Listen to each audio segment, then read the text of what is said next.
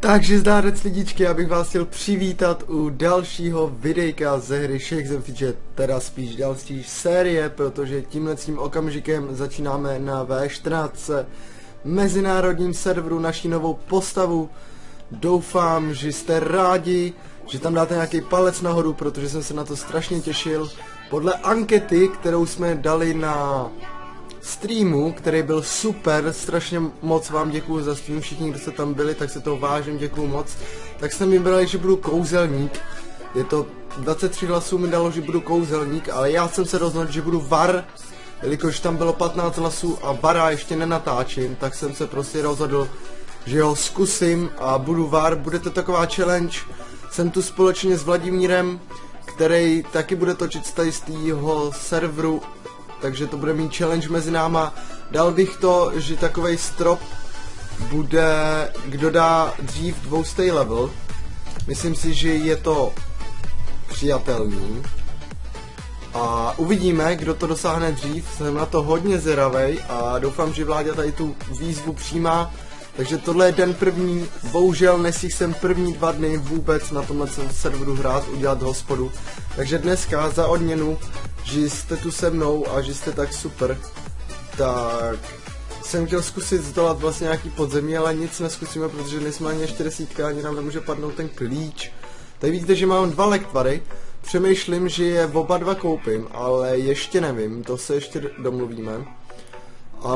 Tak vám chci teda strašně moc poděkovat, jinak máme cech, takže kdo byste chtěli k nám do cechu, je to hospůdka u youtuberů, takže napište Vláďovi, on vás určitě přijme, popřípadně můžete napsat mě, normálně mi napište do pošty a já vás přijmu.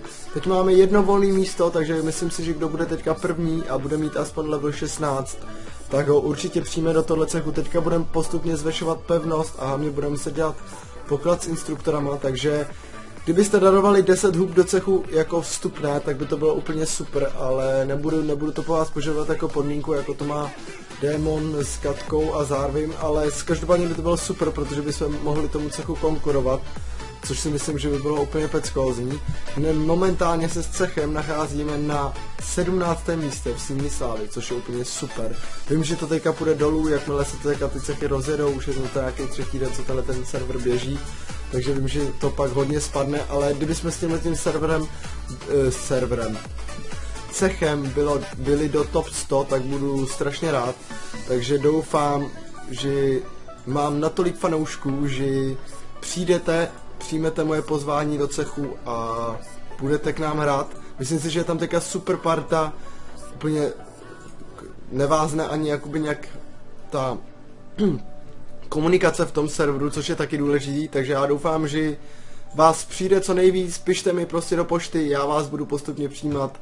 Je to V14 a ještě jenom připomínám, hospůdka u youtuberů, název cechu Oznaroch TV, má postava. Doufám, že jste rádi, že jsem teda var, že zkouším taky něco jiného, zase za vara, takže uvidíme, jak to všechno dopadne. Dobil jsem si sem 1000 houbiček, jak víte, už mám jenom 994, protože jsem si koupil Grifa, teďka pojedu, že jo, hospůdku na Grifovi a v příštím videu se zkusíme snad zdolat nějaký ty první podzemí, tohle bylo jen takový ty informační, takže Vláďo, doufám, že souhlasí s tím, že je to challenge mezi náma, kdo dá dřív 200 level, doufám, že tomu tak bude a já se s vámi lidičky loučím, doufám, že jste rádi, že točím tu novou sérii, doufám, že dáte palec nahoru, napíšete nějaký hezký komentář, popřípadně jestli tam hrajete na V14, tak mi napište, jak se tam jmenujete.